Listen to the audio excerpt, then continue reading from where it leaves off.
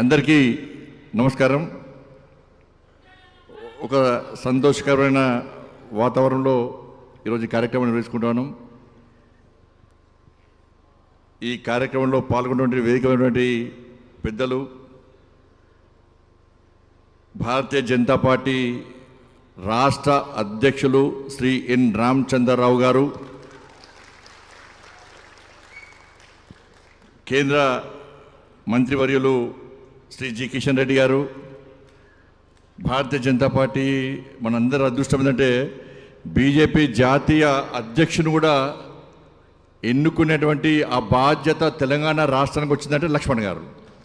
ఇప్పుడు జాతీయ అధ్యక్షుడు కూడా లక్ష్మణ్ గారు ఎన్నుకోవాలి. ఇప్పుడు రాష్ట్ర అధ్యక్షులతో పాటు అన్ని రాష్ట్రాల అధ్యక్షులతో పాటు జాతీయ అధ్యక్షుడు కూడా ఎన్నుకునేటువంటి అదృష్ట అవకాశం తెలంగాణకు వచ్చింది.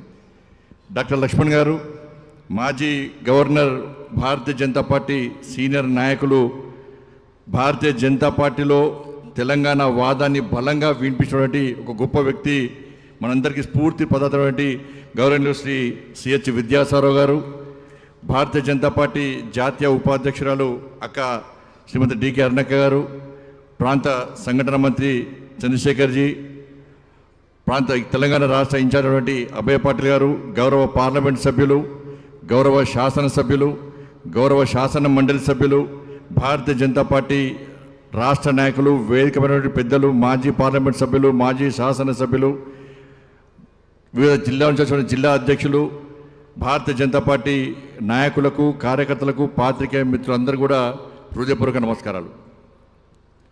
ముఖ్యంగా ముందుగా నూతన అధ్యక్షునిగా ఎన్నికైనటువంటి గౌరవనీయులు శ్రీ రామచంద్ర గారికి హృదయపూర్వక శుభాకాంక్షలు తెలియజేస్తూ,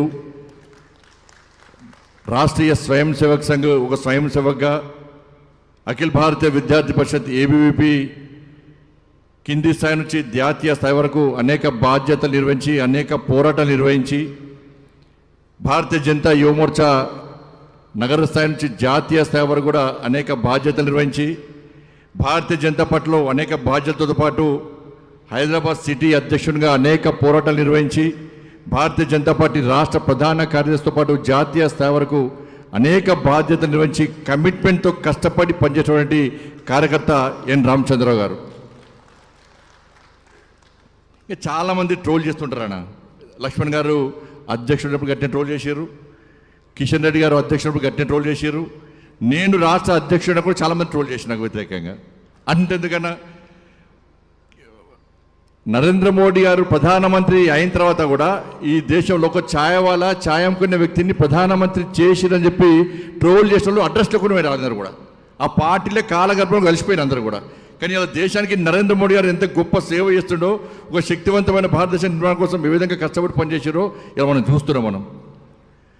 అందుకే చాలామంది రామచంద్ర గారు ఏం చేసిరని తెలంగాణ రాష్ట్ర అధ్యక్షుడు చెప్పి చాలామంది అనేక పార్టీలు ప్రశ్నిస్తున్నాయి. వాళ్ళ ఒక మిసైల్ అయినా రామచంద్రరావు గారు, ఒక మిసైల్.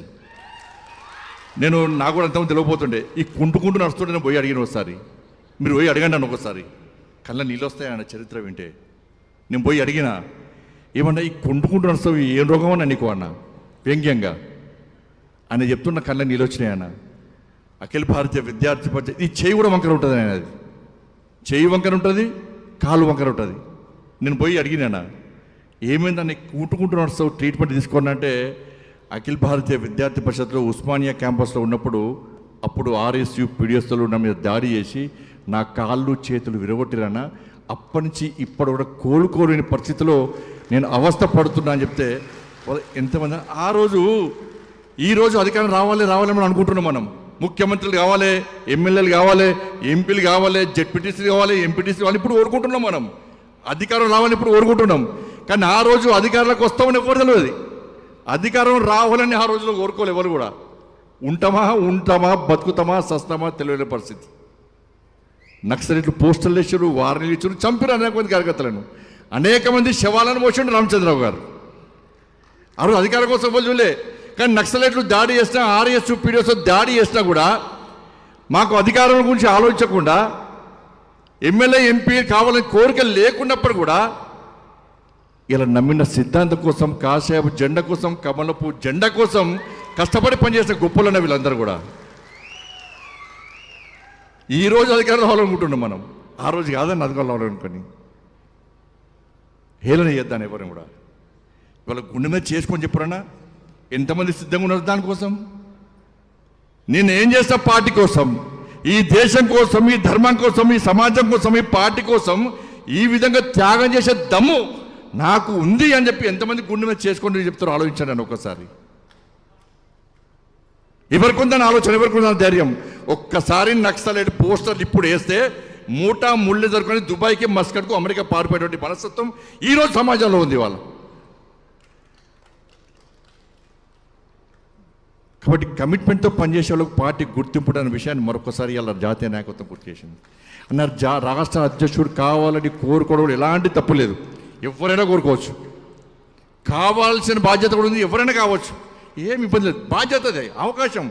ఎవరికైనా స్వార్థం ఎవరికి నేను రాష్ట్ర అధ్యక్షుడిని కావాలి, నేను తెలంగాణ రాష్ట్రంలో భారతీయ జనతా పార్టీ అధికారం తీసుకోవాలని ఆలోచన అందరికీ ఉంటుంది. అధ్యక్షుడిగా కావాలనుకున్న అందరూ కూడా అదే ఆలోచన ఉంటుంది.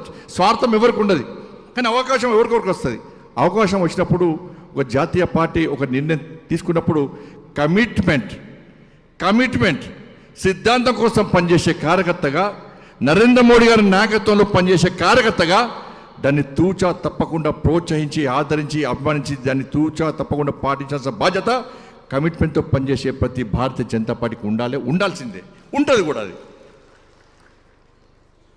ఇటువంటి పరిస్థితిలో ఇవాళ చాలన్నా, నేను ప్రజా సంగ్రామ యాత్ర చేసినప్పుడు అనేక దాడులు జరిగిన బీఆర్ఎస్ గుండాలు దాడు చేశారు, కాపాడిండు.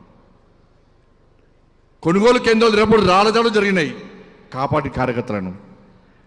యుద్ధం చేసినప్పుడు, ఆందోళన చేసినప్పుడు అనేక మంది జిల్లా అధ్యక్షులతో పాటు ఒక్కొక్క జిల్లా అధ్యక్షుడు 30 కేసులు ఉన్నాయి. కార్యకర్తల మీద కేసులు ఉన్నాయి. కేసులప్పుడు అనేక మంది హైకోర్టులో బెయిల్ ఇచ్చి కాపాడినారు రామచంద్ర గారు. ఒక్క రూపాయి తీసుకోలే. రామచంద్ర గారు సుప్రీంకోర్టు, హైకోర్టులో ప్రాక్టీస్ చేసుకుంటే రోజు ₹1,00,000 సంపాదించుకోవచ్చు. అనేక మంది కార్యకర్తలను కాపాడినటువంటి మనస్తత్వం వారు. చివరకు నన్నూరు బీఆర్ఎస్ పార్టీ జైలుకు అంతా కూడా నాకు హైకోర్టు కరీంనగర్ జిల్లాలో బెయిల్ రాకుంటే హైకోర్టు ద్వారా బెయిల్ ఇప్పించి నన్ను బయటకు వచ్చిన వ్యక్తి రామచంద్రరావు గారు అన్న. ఇటువంటి ఆలోచనతో ముందుకు సాగేటువంటి కార్యకర్తలకు ఎప్పుడు ప్రోత్సాహం ఉంటుంది. వీళ్ళే కాదు, చాలామంది ఉన్న నాయకులు, చాలామంది కూడా అప్పటి నుంచి ఇప్పటి కూడా సిద్ధాంతం కోసం పనిచేస్తున్నారు. అనేక ఒడిదొడులు ఎదుర్కొని ప్రాణాలు పోతే అని తెలిసి కూడా ఈ నమ్మిన సిద్ధాంతం కోసం పనిచేసేటువంటి కమిట్మెంట్ గల కార్యకర్తల నాయకులు ఇవాళ వేదిక మీద ఉన్నారు, వేదిక కింద కూడా ఉన్నారు. ఇటువంటి నాయకులను కూడా ప్రోత్సహించాలి, అందరినీ ప్రోత్సహించాలి. పార్టీలో చేరినప్పుడు కూడా సిద్ధాంతాన్ని నమ్ముకొని మనం ముందుకు పోవాల్సిన అవసరం ఉంది.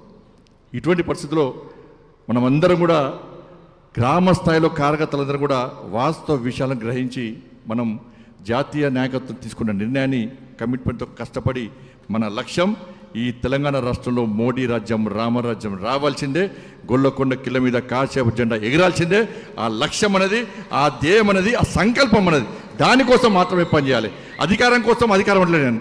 ఈ తెలంగాణ రాష్ట్రంలో పేదలకు న్యాయం జరగాలంటే, ఈ తెలంగాణ రాష్ట్రంలో భారతీయ జనతా పార్టీ కార్యకర్తలకు న్యాయం జరగాలంటే ఈ తెలంగాణ రాష్ట్రంలో భారతీయ జనతా పార్టీ అధికారం రావాలని చెప్పి మనం కోరుకుంటాం కాదు కన్నా.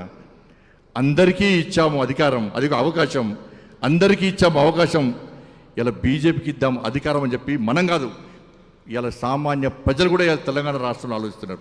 ఏ గల్లీకి పోయినా, ఏ వ్యక్తిని కలిసిన అయిపోయిందన్నా ఈసారి బీజేపీ అధికారంలో వస్తుందన్న, అయిపోయిందన్న. Congress out, BJP out, BRS out, ఈసారి బీజేపీ పక్కా అధికారంకి వస్తుందన్న, మేము బీజేపీకి ఓటేయడానికి సిద్ధంగా ఉన్నామని చెప్పి ఇలా సామాన్య ఏమో రాజకీయాల పట్ల అవగాహన లేని వ్యక్తులని కూడా ఈసారి బీజేపీ పక్కా ఇస్తామన్న ఓటు అంటున్నారు. ఉందా లేదా ఒక్కసారి ఆలోచించండి. వాళ్ళు ఆ వాతావరణం కాపాడుకోవాలి మనం. తప్పుడు ప్రచారం కాంగ్రెస్ బీసీ అంటే అన్న, ఈ దేశానికి ప్రధానమంత్రిని బీసీని చేసే ఘనత భారతీయ జనతా పార్టీది. కాంగ్రెస్ పార్టీకి చేసే దమ్ము దాన్ని అడుగుతున్నాను నేను ఇవాళ. అరే దేశానికి ఒక ట్రైబల్కి సంబంధించినటువంటి ఒక మహిళను రాష్ట్రపతి ద్రౌపది ముర్ము